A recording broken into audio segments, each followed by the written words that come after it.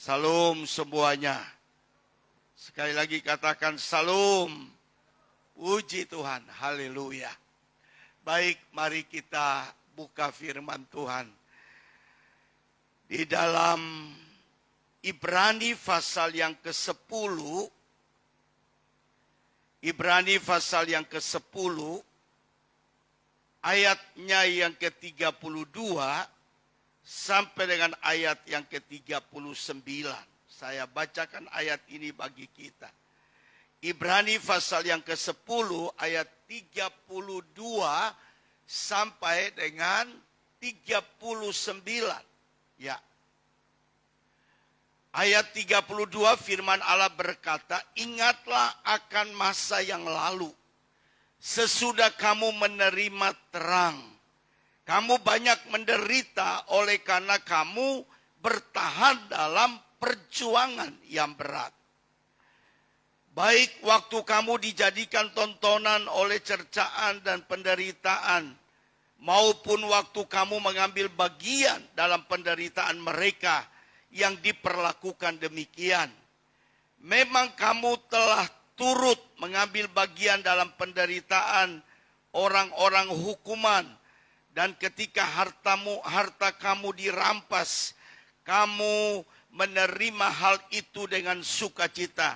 Sebab kamu tahu bahwa kamu memiliki harta yang lebih baik dan yang lebih menetap sifatnya."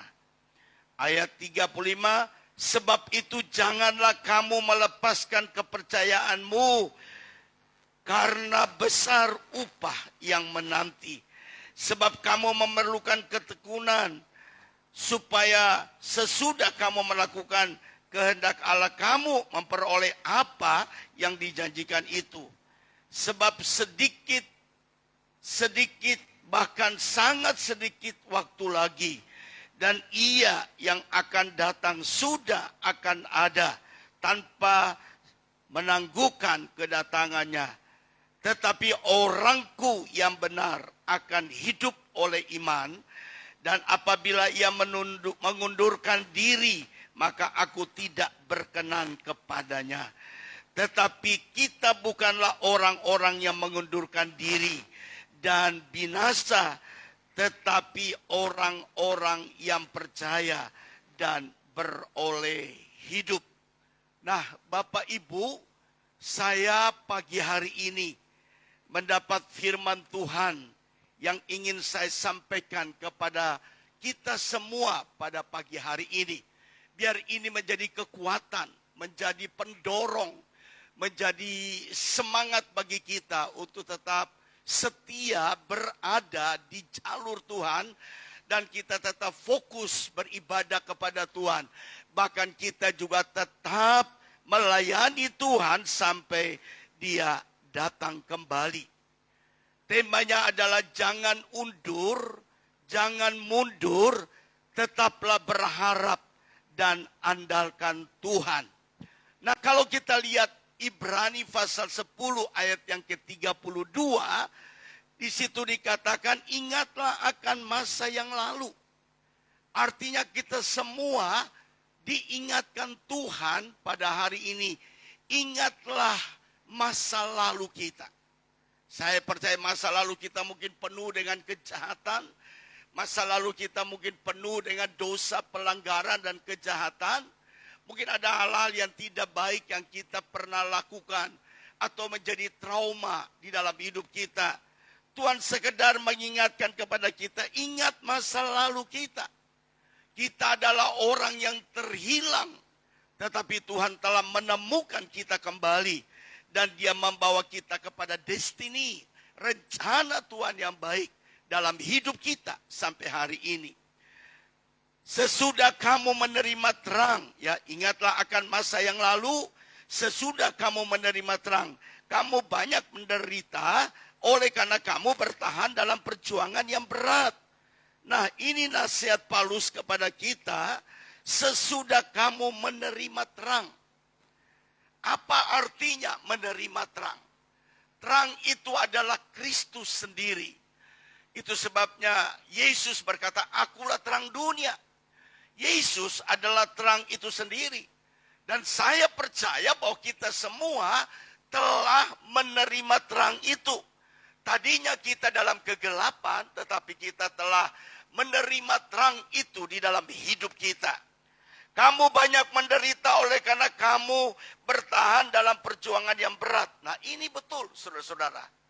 Walaupun kita sudah ada di dalam terang, dengar baik, kita juga masih bisa menderita. Walaupun kita ada di dalam Kristus, kita juga masih ada masalah, pergumulan, persoalan, ujian, tantangan, penderitaan. Tetapi Paulus menasihatkan kepada kita supaya kita tetap bertahan, ya. Kita bertahan dalam perjuangan yang berat. Nah, saya mau beritahukan, kekristenan itu perjuangan. Kekristenan itu adalah sesuatu yang harus kita lewati dari pergumulan, beban, masalah yang datang dalam hidup kita. Perjuangan memang berat, saudara-saudara. Untuk melayani Tuhan, perjuangan itu berat. Apapun yang kita kerjakan di dalam dunia, itu sangat berat yang kita harus kerjakan. Tetapi Paulus berkata kepada kita, kita harus bertahan, saudara-saudara. Bertahan artinya, kita jangan mundur dari Tuhan. Kita harus maju di dalam Tuhan. Karena itu rencana Allah yang terbesar dalam hidup kita. Sebagai orang-orang yang percaya kepada Tuhan. Nah, Ibrani 10 ayat 35. Saya loncat di ayat 35.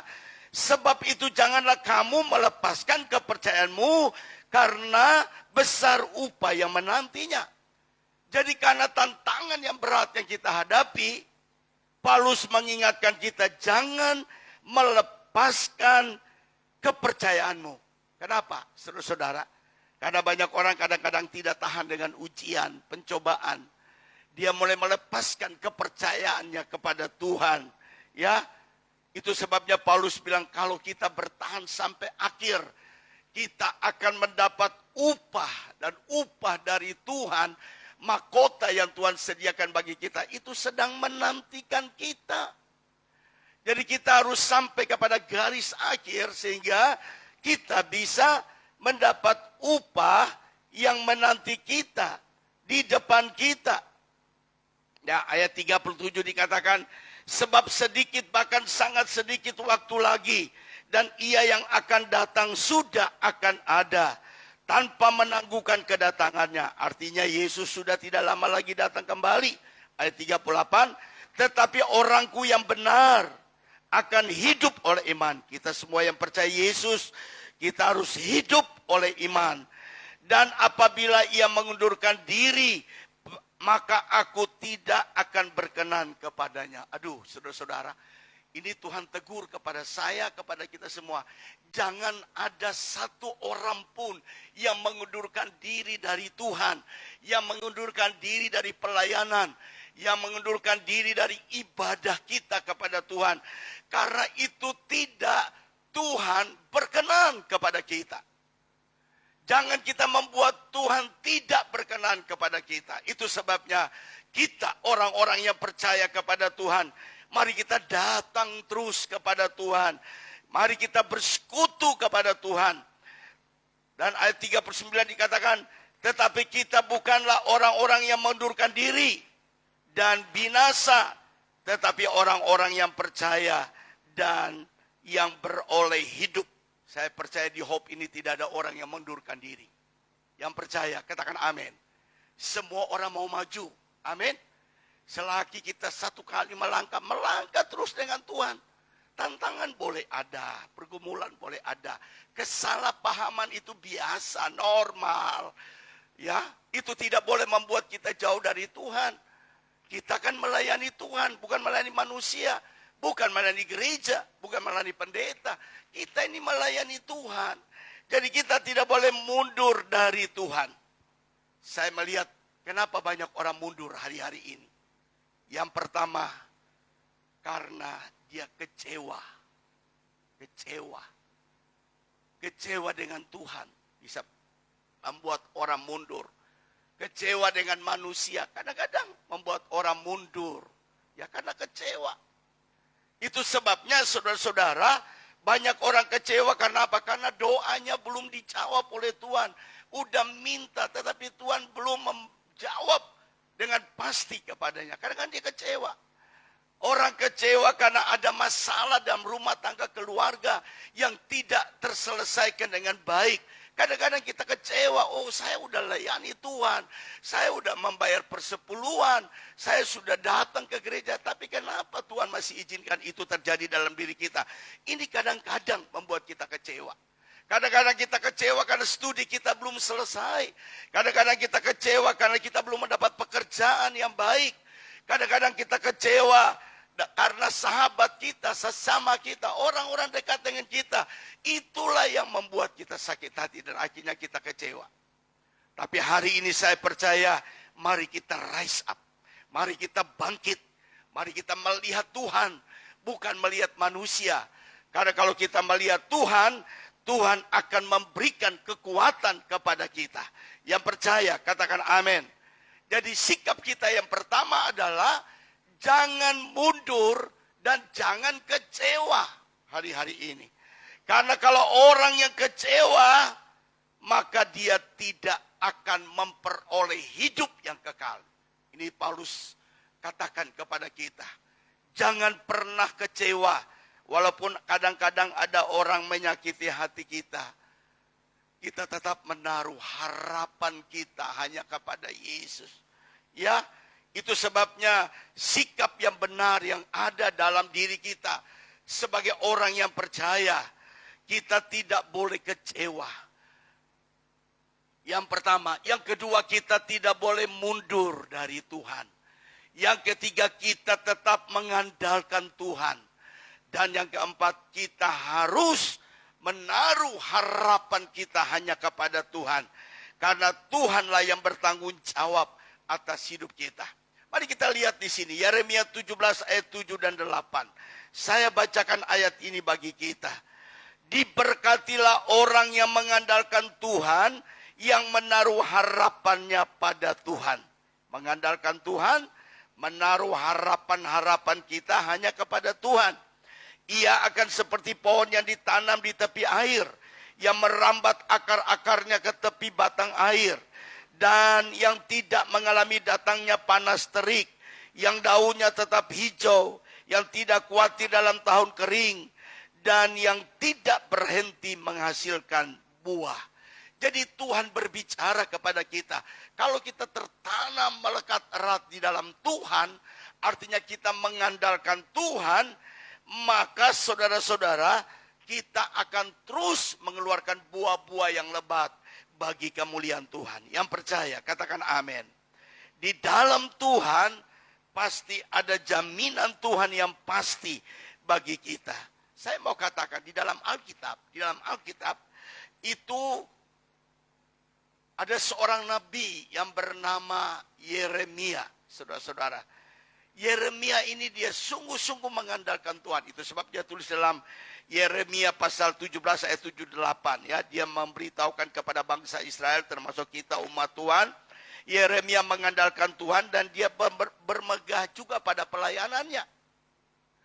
Walaupun kalau kita baca Yeremia seterusnya, dalam dia khotbah-khotbah tapi tidak ada orang yang bertobat. Tapi apakah dia lemah? Tidak, dia jalan terus. Dia melakukan apa yang menjadi kehendak Tuhan sebagai seorang nabi di Israel. Yeremia mengandalkan dan bermegah pada pelayanannya. Mari kita lihat.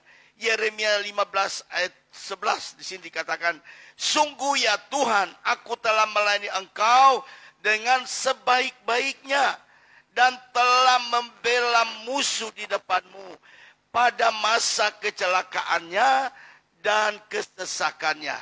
Jadi saudara-saudara, Yeremia berkata dengan luar biasa, sungguh ya Tuhan, aku telah melayani engkau dengan sebaik-baiknya. Dia bangga, dia bermegah, dia sudah melakukan yang terbaik untuk Tuhan.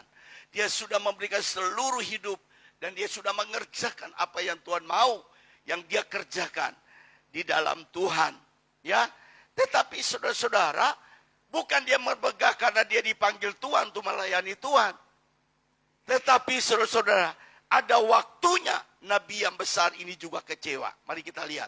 Yeremia kecewa kepada Tuhan. Mari kita lihat. Itu sebabnya saya katakan kekecewaan itu biasa, normal. Itu selalu ada. Kita tidak perlu perbesarkan, tapi kita perkecilkan saja. Semuanya akan beres dan lancar di hadapan Tuhan. Yeremia 15 ayat 18 dikatakan begini. Yeremia mengeluh kepada Tuhan. Mengapakah penderitaanku tidak berkesudahan dan lukaku sangat payah, sukar disembuhkan. Sungguh engkau seperti sungai yang curang bagiku, air yang tidak dapat dipercayai. Jadi saudara-saudara, satu saat Yeremia mengeluh juga kepada Allah yang memanggil dia dan mengutus dia. Dia berkata, Tuhan, mengapa penderitaan dalamku tidak pernah berkesudahan? Artinya apa? Di dalam dia melayani Tuhan, di dalam dia mengikuti Tuhan, penderitaan itu selalu datang. Silih berganti datang dalam hidupnya. Dan dia berkata, lukaku sangat payah. Artinya saudara, dia sudah sampai kepada puncak yang sungguh-sungguh datang masalah demi masalah, pergumulan demi pergumulan. Apalagi menghadapi bangsa Israel yang tegak tengkuk, keras kepala. Mungkin dia udah gak sanggup lagi. Ya, dia berkata dengan jujur, sukar disembuhkan. Saudara-saudara, saya mau beritahukan kepada kita hari ini, biarlah segala masalah, segala pergumulan, segala penderitaan yang datang dalam diri kita, kita lepaskan. Kita tidak boleh ingat lagi. Seperti Yeremia, ya saudara-saudara, kita tidak boleh kecewa karena hal-hal yang kecil. Kita lepaskan semua. Dan memang saya mau beritahukan kepada saudara, kadang-kadang memang masih ada kecewa. Baik hamba Tuhan juga bisa kecewa. Ya, pelayanan kita kadang-kadang membuat kita bisa kecewa juga. Ya, saudara-saudara. Tetapi saya percaya, mari kita datang kepada Tuhan dan serahkan semua ini kepada Tuhan. Karena Tuhan yang bisa memulihkan, mengatur, membereskan semua keadaan yang ada dalam hati kita. Tuhan yang mampu dan bisa. Ya. Kemudian kita lihat contoh Alkitab yang lain. Selain Nabi Yeremia, juga ditulis Ayub, saudara-saudara. Satu kali, saudara-saudara, Ayub dia juga mengandalkan dan bermegah pada kesalehannya. Nah, kalau kita baca dalam Ayub 1 ayat yang pertama, dikatakan ada seorang laki-laki Uz. Ya, dia seorang yang jujur, seorang yang bersih, seorang yang takut akan Tuhan.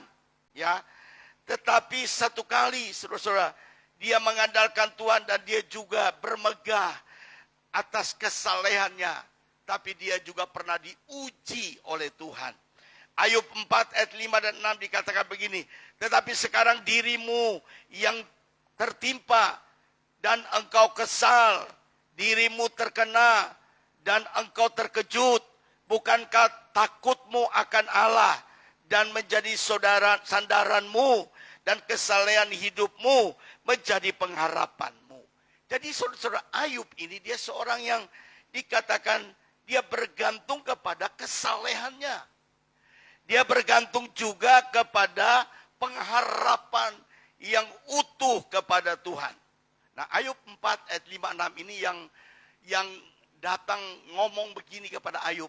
Siapa? Sahabat-sahabatnya. Salah satu ada Eliab, ya sahabatnya.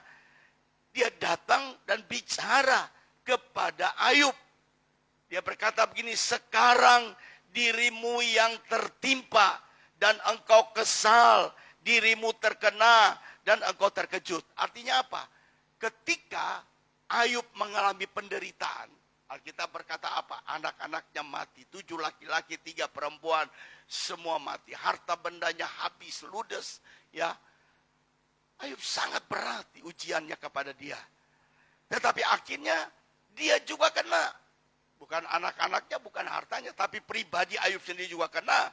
Dengan dia mendapat sakit yang berat, bisul, borok yang tidak bisa sembuh. Nah, itu sebabnya ketika dia dalam keadaan yang sangat pedih, tiba-tiba teman-teman sahabatnya datang bilang begini sama dia, sekarang dirimu yang tertimpa, ya, dan engkau kesal. Ya betul, dia kesal, dia kecewa juga. Dirimu terkena dan engkau terkejut. Nah, bukankah takutmu akan Allah? Mereka mulai bicara kepada Ayub, bukankah engkau takut akan Tuhan? Dan juga mereka berkata bahwa betapa engkau saleh. Kenapa Tuhan mau izinkan, bisa izinkan hal-hal itu kepadamu? Jadi saudara-saudara, Ayub bangga dengan kesalehannya. Ayub bangga karena dia begitu takut dan mempercayakan hidupnya kepada Tuhan. Tapi akhirnya Tuhan izinkan dia juga mengalami masalah seperti anak-anaknya, keluarga yang lain. Dia sendiri tertimpa. Nah, di sini dikatakan Ayub akhirnya apa? Dia juga pernah seperti Yeremia merasa gagal dan frustasi. Ada banyak orang yang gagal dan frustasi hari-hari ini. Kalau tujuannya belum tercapai dengan baik. Ya. Kita tidak boleh menjadi orang yang gagal di dalam Tuhan. Kita harus menjadi orang-orang yang berhasil di dalam Tuhan. Orang-orang yang sukses. Kita jangan frustasi karena pelayanan kita. Melayani satu gereja, pengennya gereja itu jemaatnya banyak sekali. Baru aku bisa melayani. Ya, kadang-kadang orang kecewa di dalam gereja, saudara-saudara. Karena apa yang menjadi kebutuhannya tidak terpenuhi dengan baik. Nah, ini menjadi penghambat, penghalang besar untuk kita diberkati oleh Tuhan. Nothing tulus saja kalau melayani Tuhan. Jujur, bersih, tulus, lakukan yang terbaik bagi Tuhan. Karena saya selalu berkata, kemana saja kita pergi, kalau kita tidak bisa mengubah cara kita melayani, karakter kita melayani, sikap kita, maka di mana saja kita akan dapat banyak sekali hambatan penghalang.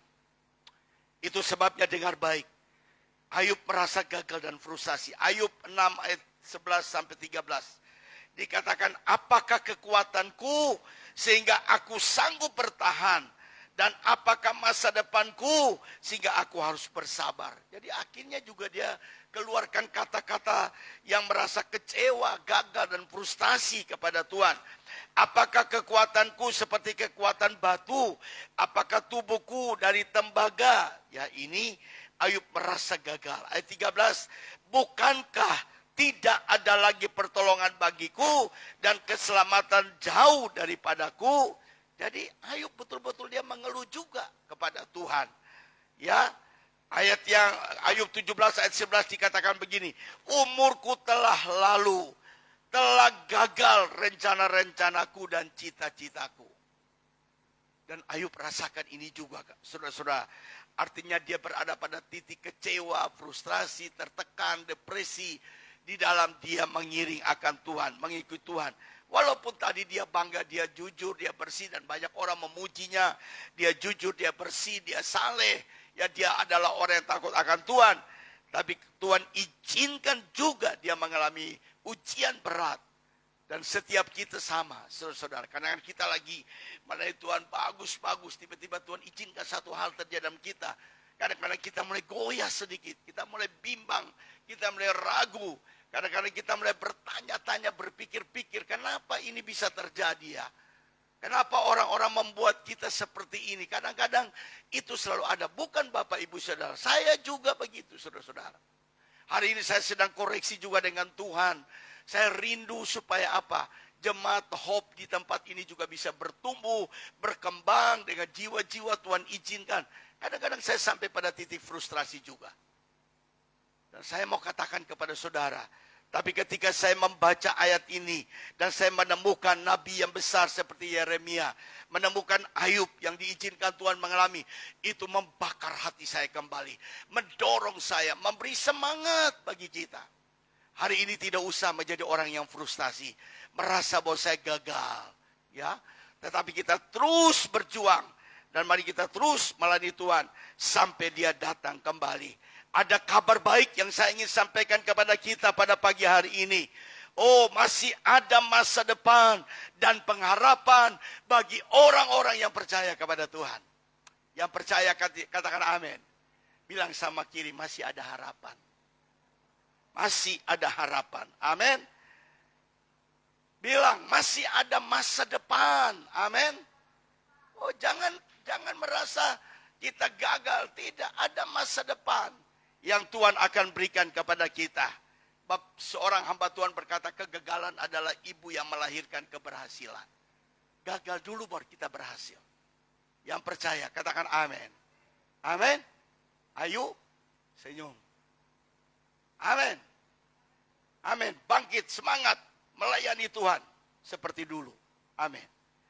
Amsal 23 ayat 18. Karena masa depan sungguh ada dan harapanmu tidak akan hilang. Wih, luar biasa. Masa depan kita masih ada. Jadi masih ada masa depan dan pengharapan dalam hidup kita. Kenapa, saudara-saudara? Yang pertama, kenapa masih ada masa depan bagi saudara?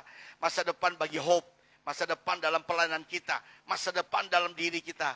Ada alasannya. Yang pertama, karena kita memiliki Tuhan yang punya rancangan damai sejahtera dan memberikan hari depan yang penuh harapan. Ini luar biasa. Kita memiliki Tuhan, bukan orang lain. Tuhan yang menjamin rancangan masa depan bagi kita. Bukan manusia, saudara-saudara. Bukan gereja, tapi Tuhan Allah. Ya, Dia sanggup memberikan damai sejahtera dan Dia memberikan masa depan yang penuh harapan bagi kita. Itu sebabnya Yeremia 29 ayat 11 berkata begini, sebab aku ini mengetahui rancangan-rancangan apa yang ada padaku, ya, mengenai kamu. Demikianlah firman Tuhan, yaitu rancangan damai sejahtera dan bukan rancangan kecelakaan, untuk memberikan kepadamu hari depan yang penuh harapan. Jadi Bapak Ibu, masa depan kita pasti disertai damai sejahtera. Masa depan kita pasti penuh harapan. Tuhan tidak pernah merencanakan kecelakaan, kegagalan, madesu dalam hidup kita. Tidak, Tuhan tidak pernah merencanakan itu. Yang Dia rencanakan bagi kita adalah masa depan yang gilang gemilang. Kalau kita hidup takut akan Tuhan. Kalau kita hidup menaruh harapan kepada Tuhan. Kalau kita hidup tidak mundur dari Tuhan. Tapi kita terus maju di dalam Tuhan. Maka kita akan meraih masa depan yang penuh dengan harapan. Yang kedua, kenapa masa depan kita penuh harapan? Karena tidak ada yang mustahil bagi Allah dan bagi orang percaya. Yang percaya katakan amin. Tidak ada yang mustahil. Bagi Allah dan bagi orang yang percaya kepada Tuhan. Tidak ada yang mustahil. Yeremia 32 ayat 27 berkata, firman Tuhan datang kepada Yeremia, bunyinya, sesungguhnya akulah Tuhan, Allah segala makhluk. Adakah satu apapun yang mustahil untukku? Jadi Tuhan sendiri bicara kepada Yeremia bahwa tidak ada mustahil dari diriku bagimu, saudara-saudara. Jadi kita tetap percaya tidak ada mustahil. Nothing is impossible with God. Tidak ada mustahil bagi orang yang percaya dan orang yang takut akan Tuhan. Tidak ada yang mustahil. Markus 9 ayat 23 jawab Yesus, katamu jikalau engkau dapat, tidak ada yang mustahil bagi orang yang percaya. Luar biasa. Jadi bagi Allah tidak ada yang mustahil, bagi orang yang percaya tidak ada yang mustahil. Itu sebabnya jangan putus harapan, tetap berharap kepada Tuhan. Yang percaya katakan amin. Yang percaya katakan amin. Memang mungkin hari ini kita belum melihat jemaat penuh, ya. Ya, 1 kali ibadah, 2 kali ibadah, 3 kali ibadah. Tapi saya dapat firman Tuhan ini, jangan putus harapan. Tetap mengandalkan Tuhan. Semua ada waktunya. Yang percaya katakan amin. Semua akan tiba masanya. Kalau kita setia, faithfulness, kita taat, maka sebuah terobosan besar akan terjadi. Yang percaya katakan amin. Jadi karena tidak ada yang mustahil bagi Allah dan bagi orang yang percaya. Yang ketiga, sebab Allah sanggup melakukan lebih dari yang menjadi harapan kita. Karena kita berharap begini nih. Nah, kita udah pikir saya akan ke sini, saya akan ke sini, saya akan dapat ini, saya akan dapat ini. Tapi ternyata semuanya meleset, tidak ada. Kenapa? Sebab Allah sanggup melakukan lebih daripada apa yang kita inginkan. Ya, mungkin pada waktu kita pacar tiba-tiba putus. Ya, jangan kecewa sama Tuhan. Jangan kecewa sama orang itu juga. Tidak apa-apa. Mungkin Tuhan punya rencana yang lebih besar, yang lebih baik. Yang Tuhan akan sediakan bagi kita.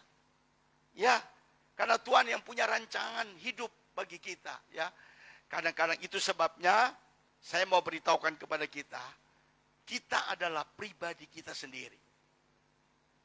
Ya, pribadi kita ini bukan kata orang dalam diri kita, tapi apa kata Tuhan tentang kita. Jadi saya juga tidak terlalu setuju sebenarnya kalau kita menjodoh-jodohkan orang, saudara-saudara. Kadang-kadang kalau kita udah jodohkan, menurut kita baik. Tapi menurut orang itu, dia nggak cocok. Yang membuat beratnya adalah, ya satu jadi rasa nggak enak, satu lagi rasa enak. Jadi betul-betul hadapi sendiri, pilihan sendiri. Jadi kalau Don pengen punya teman hidup, Don cari sendiri Don. Temuilah orang yang cocok bagi Don.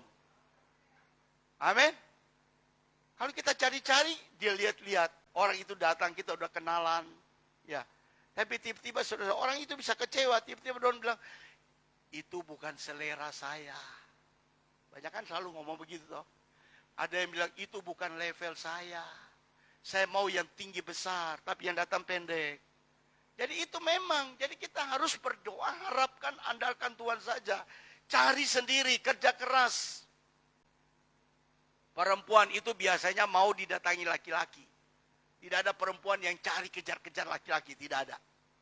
Ya, saya dapat Ibu Lucy kejarnya setengah mati, saudara-saudara. Kuliah di Jakarta nih, Sabtu itu saya sudah beli kereta Parahyangan, naik sendiri, hanya ketemu dia di sana. Cinta itu butuh pengorbanan. Amin, pengorbanan uang, perasaan, waktu. Ya, jadi kalau kita tenaga, jadi kalau pacaran itu jangan harap perempuan yang kasih makan sama kita. Wah, nggak boleh. Kalau kita berani ajak wanita itu ke masuk restoran, kita yang jamin, kita yang keluarkan uang, saya yang bayar. Jangan sampai perempuan yang bayar sama kita. Itu sebabnya banyak laki-laki diinjak-injak karena perempuan yang selalu bayar. Kita yang bayar. Saya mau semua laki-laki di Hope sini harus betul-betul mantap, saudara-saudara. Amin. Kalau pacaran penuh tanggung jawab. Amin. Ya, jangan numpang lewat. Sekalipun dia kaya hebat, dia punya uang, punya mobil, punya mewah, itu bukan ukuran, saudara. Karena kalau kita mau cari yang kaya, yang punya uang banyak ya, bukan karena uang, tapi semua dilandaskan karena cinta kita dengan Tuhan dan dengan orang yang betul-betul kita punya hati dia. Amin. Amin. Haleluya. Sebab Allah sanggup melakukan lebih dari yang menjadi harapan kita. Amin. Debbie, Allah sanggup. Ya. Walaupun sudah hampir jadi. Tetapi akhirnya gak jadi lagi. Tidak apa-apa. Ada harapan yang besar. Amin. Amin. Haleluya. Haleluya. Efesus 3:20. Bagi dialah yang dapat melakukan jauh lebih banyak daripada yang kita doakan atau pikirkan, seperti yang ternyata dari kuasa yang bekerja di dalam kita. Jadi Tuhan lebih banyak berpikir tentang kita. Ya, jadi kita tidak usah takut. Andalkan Tuhan saja dalam hidup ini. Dan saya percaya kita pasti diberkati Tuhan. Salah satu contoh yang saya mau beritahukan kepada Bapak Ibu Saudara sekalian. Dalam 1 Samuel 9 ayat 11 tentang Hana, ya. Tentang Hana ayat 9. 1 Samuel 1 ayat 9.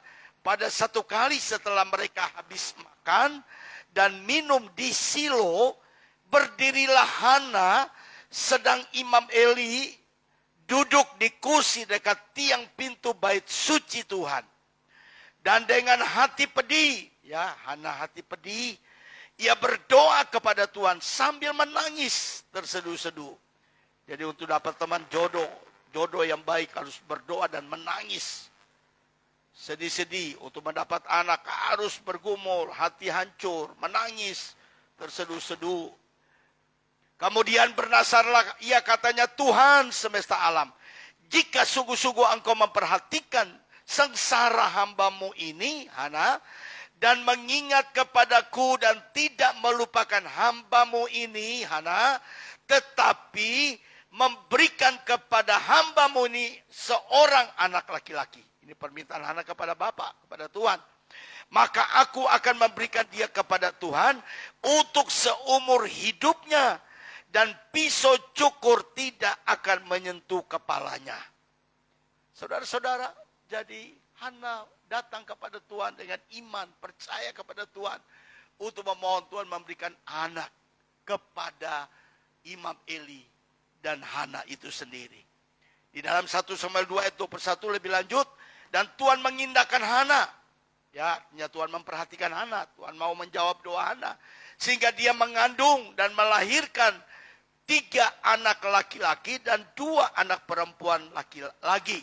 Sementara itu makin besarlah Samuel yang muda itu di hadapan Tuhan. Jadi pada waktu dia memohon kepada Tuhan, Tuhan kasih 3 anak ya bagi Hana dan Imam Eli. Ayat 20, 1 Samuel 3:20.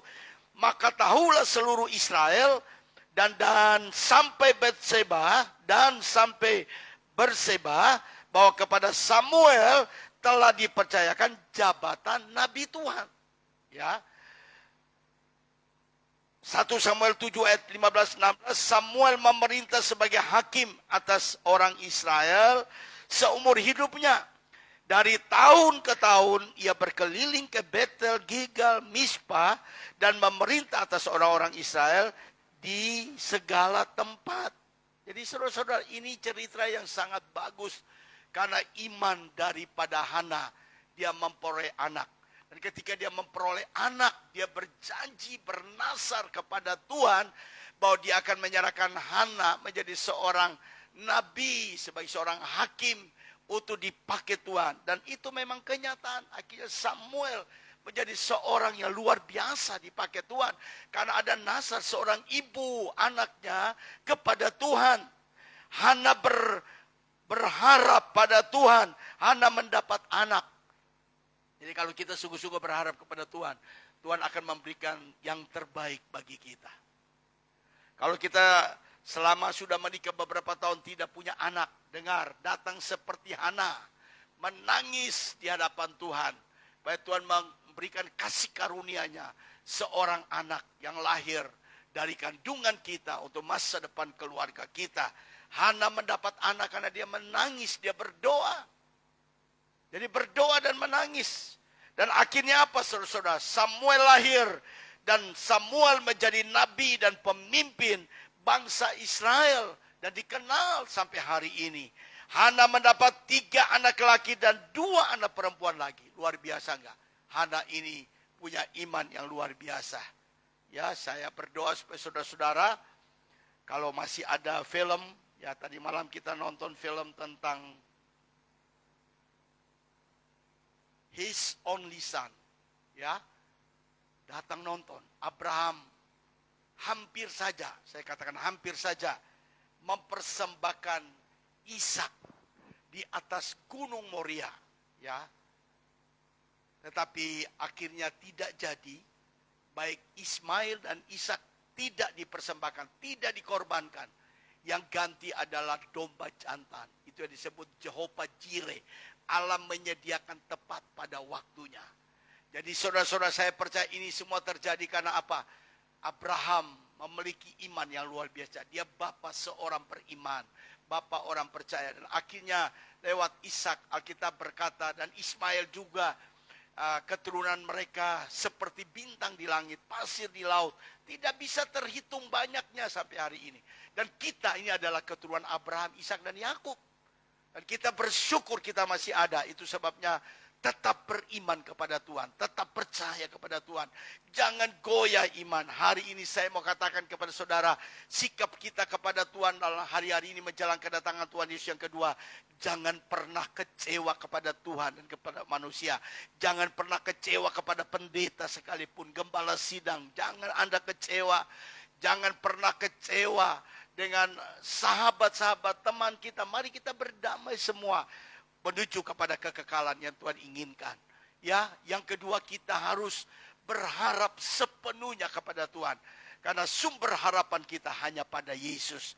Yang ketiga adalah kita yakin bahwa masa depan kita penuh dengan harapan di dalam Tuhan. Dan Tuhan pasti memberkati kita. Yang keempat, saya berpesan kepada kita semua yang ada di tempat ini. Jangan mundur dengan Tuhan. Karena waktunya sudah sangat singkat. Mundur dari pelayanan, mundur dari ibadah, mundur dari persekutuan dengan Tuhan. Mundur dalam segala aspek hidup rohani kita. Tapi kita makin maju di dalam Tuhan. Dan kita melihat kemuliaan demi kemuliaan. Tuhan nyatakan atas hidup kita. Tuhan memberkati kita semua, haleluya. Mari kita semua bangkit berdiri.